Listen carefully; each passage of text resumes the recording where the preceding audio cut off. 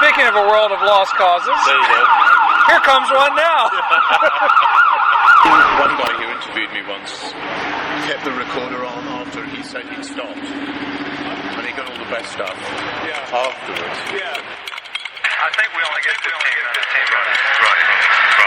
We often hear a lot about post-environmentalism and post-humanism, fields that you and I happen to have invented, more or less, as two parts of a broader critique of notions of the environment, the human, and indeed the humanities themselves. In this context, there's something a bit perverse about embracing the environmental humanities. What value is there in this trans-paradigm scholarship? What are the perils? And then there's some sub-questions we can talk about in a few minutes. What we're really talking about here is the environment as a sort of it's just a widening of one's attention, isn't it? It's nothing to do with, it's not necessarily to do with completely abnegating human culture. It's to do with realizing that, social space is always already populated with non-humans, So it never really was human in the first place. So this idea that we're doing something that's post anything is itself a little strange. It's not necessarily, I like the term post-human, and I like the term, in a way I like that more than I like post-environment. That sounds a little odd. Even though I'm supposed to be the guy who took away the idea of nature. You're the quintessential post-environmentalist. I still live in You're the post-naturist. I'm the which is different. guy. Which is different, as we know. Yeah. But the idea of that is that nature is this social construct that's construed as being outside of social space. And if you're thinking of the environment as something that's always already inside social space, it doesn't make any sense anymore. So I can sort of see how. As we're talking, we're sitting on this roadside here, these big trucks going past us. It's very appropriate, What about you, Cary? What do you think about that? What's your sense of that? I have nothing to add. Nothing to add? Okay, good. No, my favorite word in the provocation is perverse. Yeah. Because if I think about this from the work that I do coming out of cross-mapping systems theory and deconstruction, the system-environment distinction, or you were talking about in terms of nature and culture, or society and nature, heavy quotes, but it's kind of a formalization, or wants to be a formalization of the fact that, number one, that's always a co-implication, and number two, it's a dynamic relationship. So you're never dealing with opposed substances. You're dealing with an ongoing problem, which is the stabilization of two poles in a kind of a virtual relationship, and we used to call those society and nature. But thinking about them in terms of system and environment gives you a more portable, portable vocabulary, both in scalar terms, but also in kind of ontological terms. And I think what we realize now is, or what I hope we realize now, or some of us realize now, going back to what you were saying, is that that's always been the case. It's just now we've developed a vocabulary to be able to talk about it a little more precisely and in a little more interesting way than we used to be able to. So it's perverse vis-a-vis the old vocabulary, but it's not at all perverse vis-a-vis the vocabulary that I think we've both been trying to develop. So, do you have a vision of how the environmental humanities can breathe life into what often feels like a world of lost causes? Yeah, which world are we talking about here? How many? About 5. What do you think there? I mean, I personally think it's a very good idea. I think so, but I got into all this because I actually started out as an animal rights activist, going to protests and talking to the newspaper and being on the television. And speaking of a world of lost causes, there you go. Here comes one now. That's the dean. Yeah, that's the Lost Causes mobile. Oh, here comes. We did not pay them to do that, by the way. I promise. So for me, the thing that I became fascinated with pedagogy, what you would think of as politically or ethically responsible or responsive or provocative pedagogy, is how unpredictable it is. So these issues are so. I mean, all these questions are very rational questions, and they're very academic questions. Yeah. But one thing you realize when you teach this material is how thick and charged and unruly on levels that you don't recognize and your students don't recognize these questions are. And so part of the art, I think, is providing space in which everybody can work that out on their own schedule and on their own time. And as opposed to a model of activist teaching which says, you're benighted, I've been studying this for 20 years, I have the answers, and your job in the class is to learn what those are so that the scales can fall from your eyes.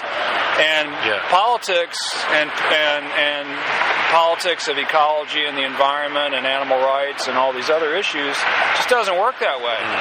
And so I think my answer to the question would be, I think there's definitely a very, very important role for teaching and for the classroom in relation to these issues, but it's a nonlinear role, and it's nonlinear because if you think it's linear, you overestimate the pliability of your students and the psychological complexity that surround these kinds of issues. Yeah.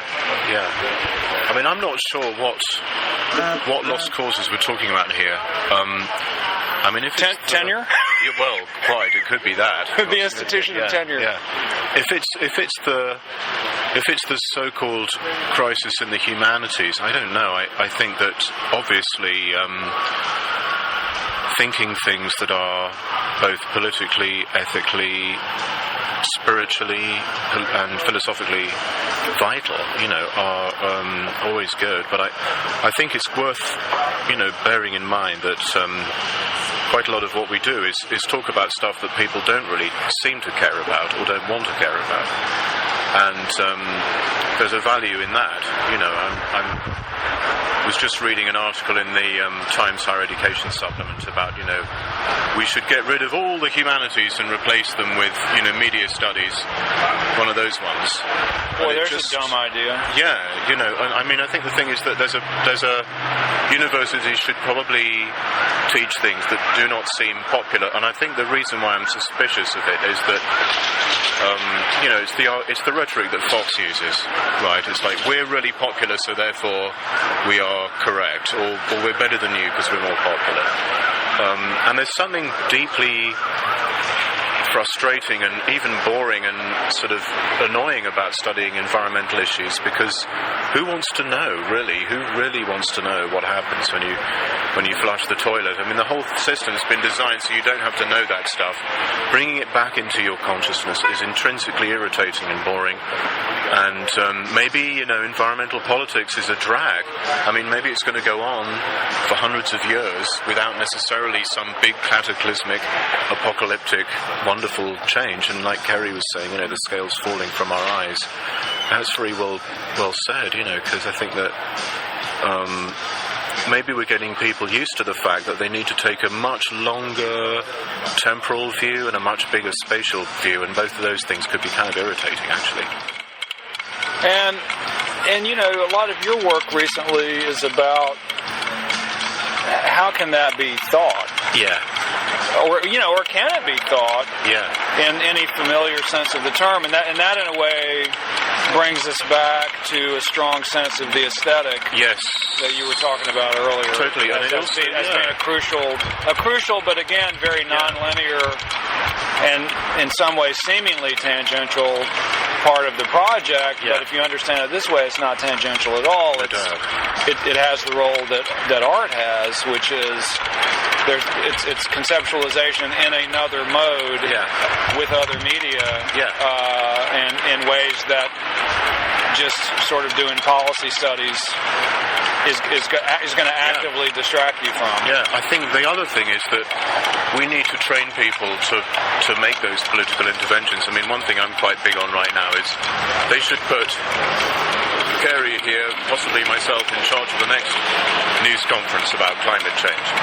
Because the trouble with... I don't want to do that. I volunteer you. Okay, I'll do it. The trouble with scientists is, full respect, they are paid to be doubtful. The thing is that we're living in a post-Humean age where where causality just is statistical, and so when you say that something's 99.5% certain, it's much better than saying we know that it is the core, X is the cause of Y, because you're not asserting some kind of metaphysical causality there. You're saying that 99.5% of the time, all of your models, all of your experiments turn out that human carbon emissions correlate to global warming. That's actually better than saying that it causes it, but we need people to be able to make that argument. I think in many ways very little of it is about making arguments. Yeah.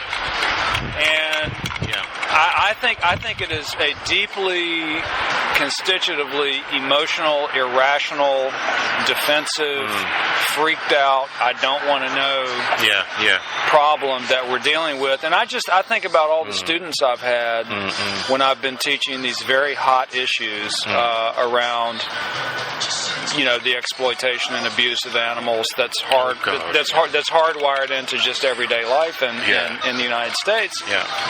And I've actively watched students very quickly get to the point where they feel like I can't even walk into a drugstore and buy toothpaste without it being this crisis. Because I now realize how my life is woven into this entire network of violence that's built on a spectacularly sophisticated structure of non-knowledge and of not knowing.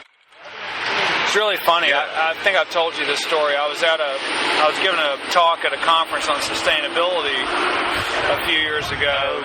And the artist Natalie Jeremijenko was there talking about her work. And I think her work is just really smart and really interesting. But in the middle of her thing, she just said, who in the audience, do you know what's in your cell phone? Oh, wow. Do you know the components in your cell phone, where they came from, the kinds of metals and minerals that are involved, where they were mined, the labor practices that are reproduced in your purchase of your cell phone, and so on and so forth? And the short answer is no. This is a room full of the most highly educated people, theoretically, in the world, and basically nobody, including me, knew. Right. And she was just throwing that out there to just underscore the spectacular disconnect between the political effectivity of what your daily actions are actually doing and what you think you're doing and how you think about politics. And this whole structure of non-knowledge that has become actually the fabric, the fabric of fantasies about the political and fantasies about the public sphere that are actually actively built to be disconnected from how is what's in your cell phone making the world go round right now. Well, and we had what were the ambulances? I can't remember the exact phrase in the question, but it was something about the a world of lost causes. The world of lost causes. It was the Lost Causes Mobile.